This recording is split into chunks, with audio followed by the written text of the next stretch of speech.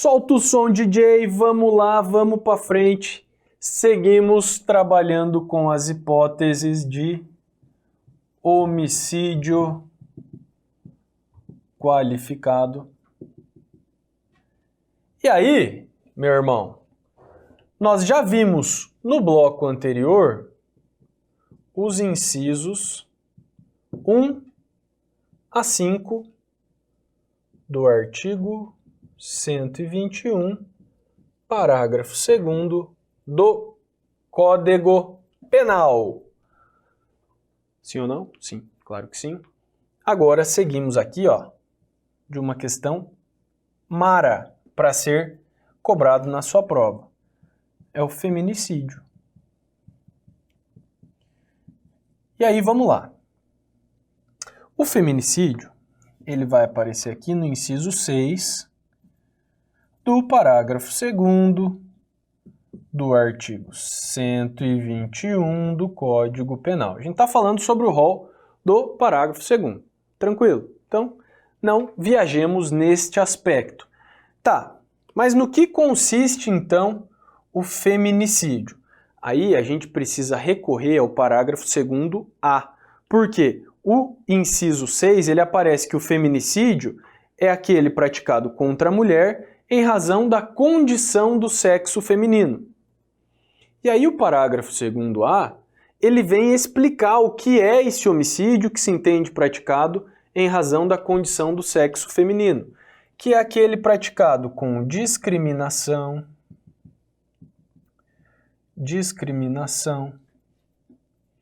ou menosprezo à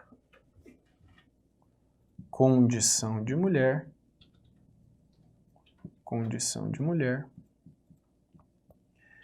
ou também é aquele praticado em situação que pressuponha violência doméstica.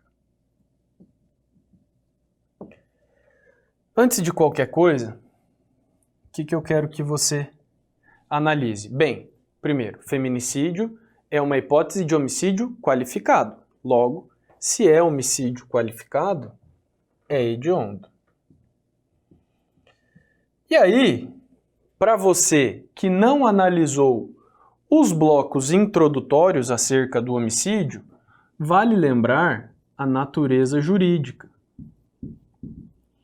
E a natureza jurídica envolvendo o feminicídio é que ele é uma qualificadora de ordem objetiva.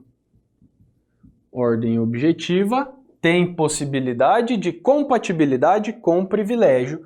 Não esqueça disso jamais. Outra coisa, você não vai confundir o feminicídio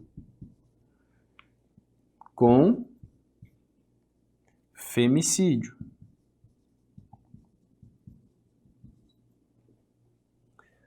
O feminicídio é a nossa qualificadora.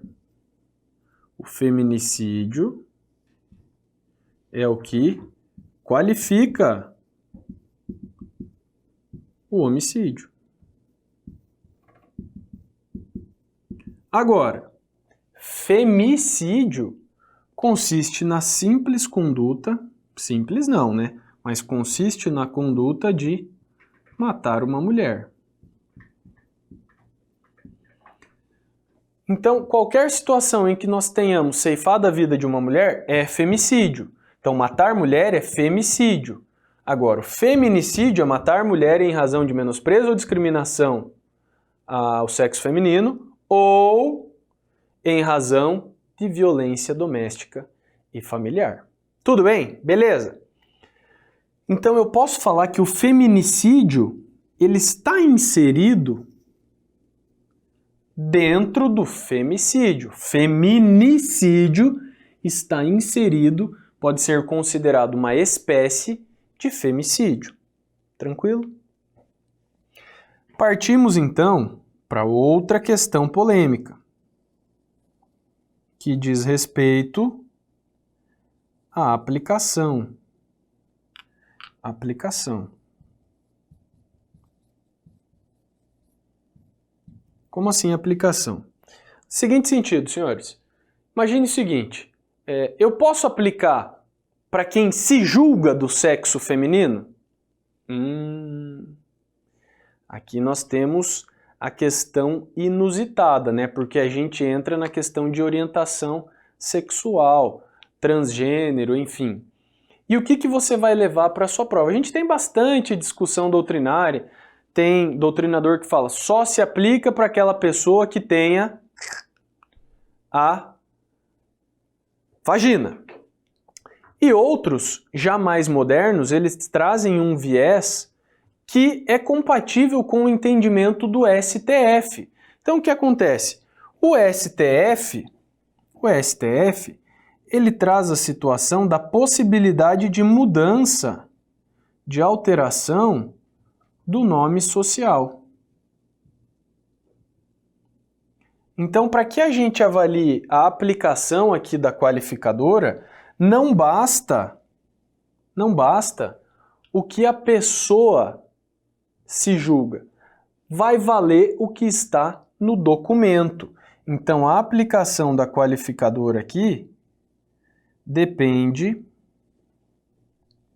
do critério, depende do que consta do documento. Depende do que consta do documento, tá? Isso aqui é o mais recente entendimento, tá?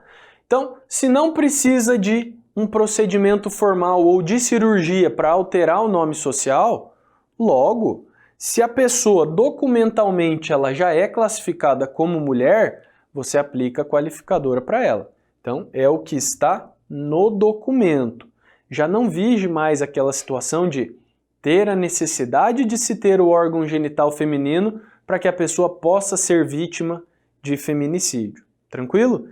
E aí se aplica também para casais homossexuais do sexo feminino, né? Na situação envolvendo duas mulheres que compartilham o mesmo ambiente, se uma tira a vida da outra, nós estaremos diante aqui da situação de feminicídio, beleza? Então, pega essa visão aí, fica ligado com relação a isso e vamos para frente. Além disso tudo que nós vimos aqui envolvendo o feminicídio, nós temos lá no parágrafo 7º algumas causas de aumento. Causas de aumento de pena para o feminicídio. E aí você vai se ligar no seguinte, as causas de aumento, elas vão ser as seguintes. Se o fato acontecer durante a gestação ou nos 3 primeiros meses pós-parto. Essa é a primeira situação. A segunda é se o fato for praticado contra pessoa menor de 14 ou maior de 60, ou ainda quem tenha reduzida capacidade. Quem tenha reduzida capacidade. Acabou? Não. Ainda a pena será aumentada se o fato for praticado na presença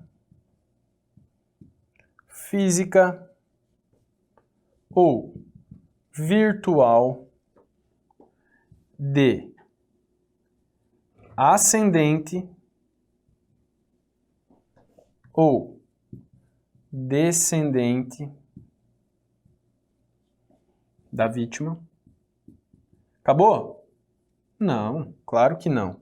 E ainda, se o fato for praticado, vamos puxar para cá, E ainda mais uma situação, se o fato for praticado em descumprimento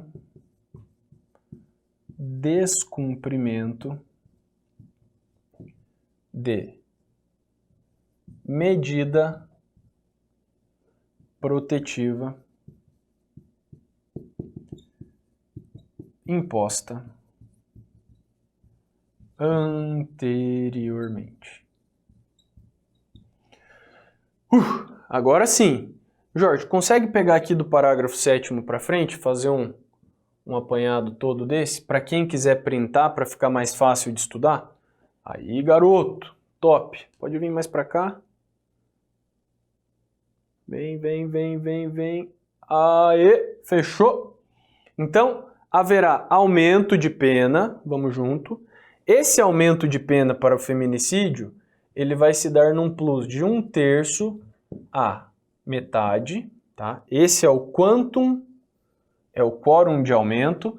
Se o fato acontecer na gestação ou nos primeiros 3 meses pós-parto, se a vítima for menor de 14 ou maior de 60, ou quem tenha a capacidade de discernimento reduzida. Ainda, se o fato acontecer na presença física ou virtual de ascendente ou descendente da vítima. Para você lembrar, ascendente ou descendente. Ascendente sobe. Então vai lá. Pai, o seu, né? Se você... não, vamos fazer o seguinte. Então, da vítima para o ascendente. O pai dela, o vô dela, o bisavô dela, o tataravô. Você segue sempre numa ordem para cima. O irmão se considera ascendente? Não. O irmão é um colateral, tá? Então, na presença física ou virtual. Vai que você tem um camarada psicopata lá que quer matar a vítima na frente dos pais dela numa ligação pelo Skype. Pode. Ascendente ou descendente. O ascendente desce. Filho, neto, bisneto, tataraneto e por aí vai. Beleza? Então, presença física ou virtual. E ainda se o fato acontecer em descumprimento de medida protetiva imposta anteriormente.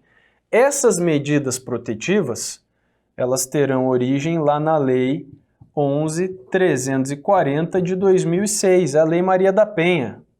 Não é a Lei de Drogas não, a Lei de Drogas tem um 3 aqui. Então aqui nessa situação, nós estaremos presentes ou estaremos diante de causas de aumento do feminicídio. Beleza?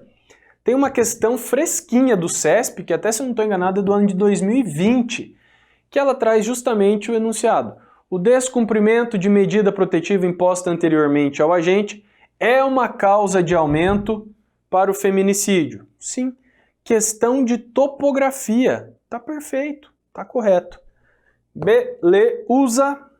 Então, let's que let's. Para arrematar, então, o inciso 7. Ele traz a conduta do chamado homicídio funcional. O que é esse homicídio funcional? Esse homicídio aqui consiste naquela conduta de ceifar a vida de membro de força de segurança,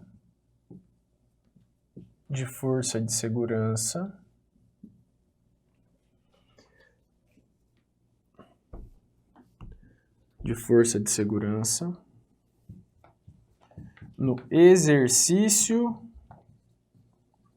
do cargo ou em razão dela, ou em razão dele. Então, ceifar a vida de membro de força de segurança, aí a gente pode elencar aqui, são aquelas forças dos artigos 142 e 144 da Constituição Federal, no exercício do cargo ou em razão deste cargo por ele exercido.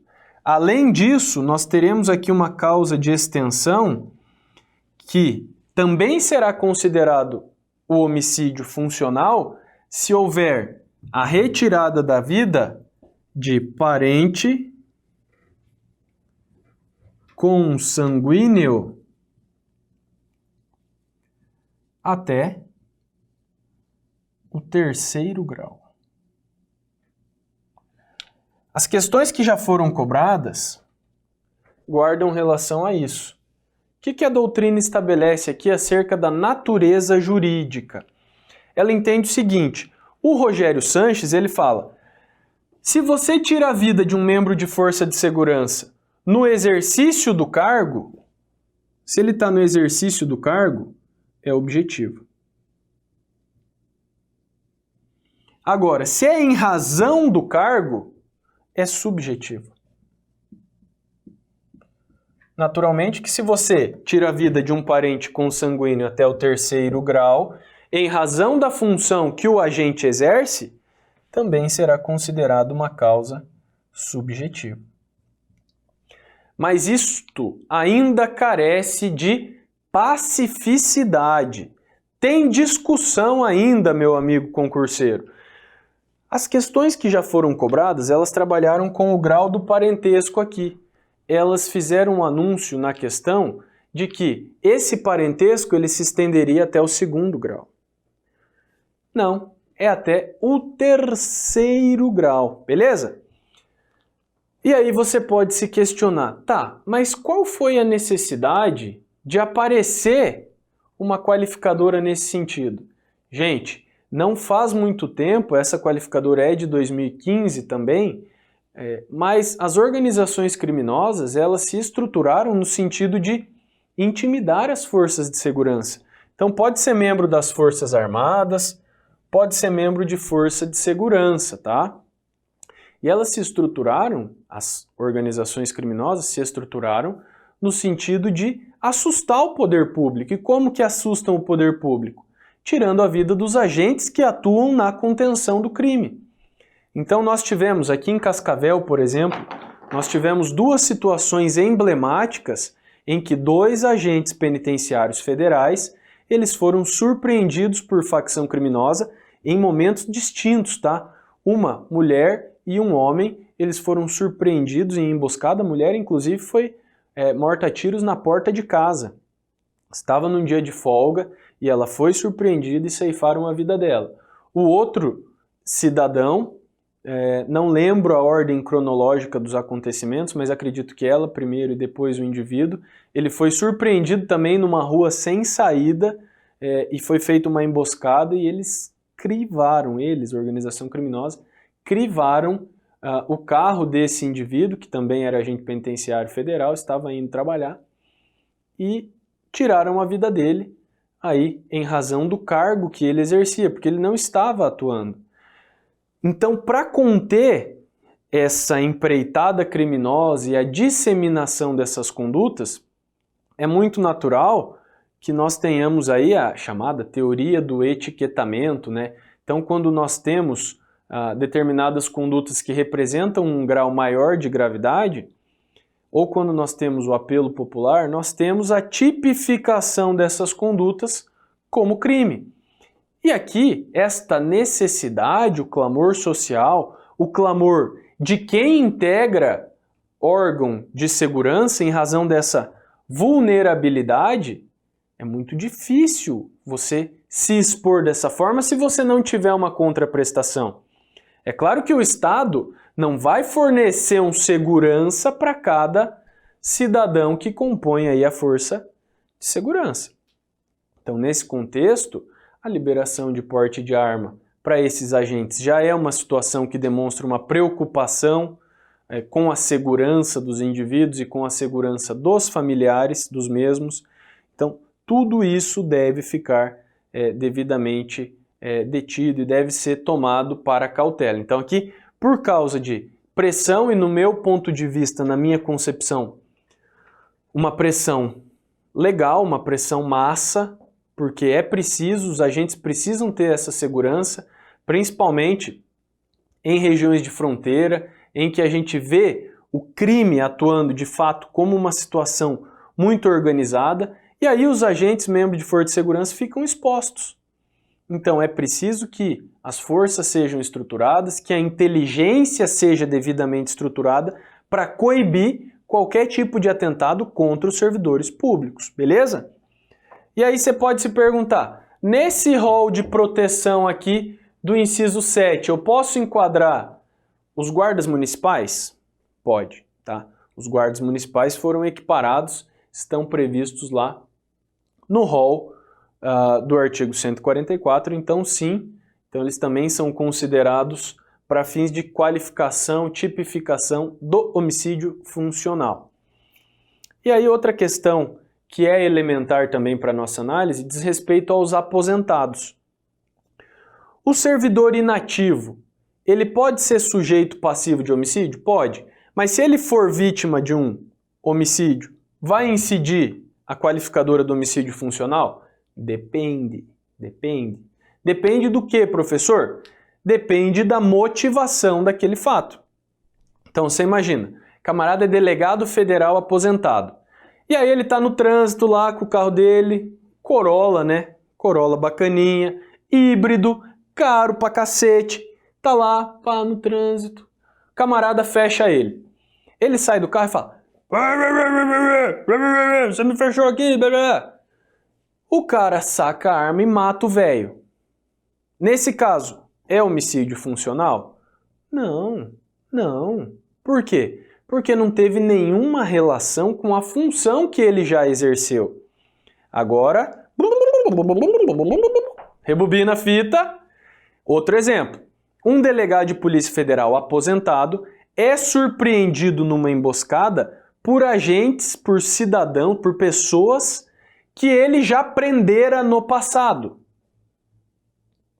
Nesse caso, os indivíduos tiram a vida daquele delegado aposentado por causa das prisões anteriores. Nesse caso, homicídio funcional, sim, senhor, porque o indivíduo morreu porque era delegado de polícia.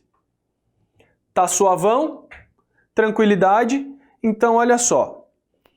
Dentro desse bloco, a gente analisou de maneira minuciosa e de maneira detalhada as particularidades, as questões envolvendo feminicídio, passei os bizus para você daquilo que é mais cobrado e falamos também sobre o homicídio funcional.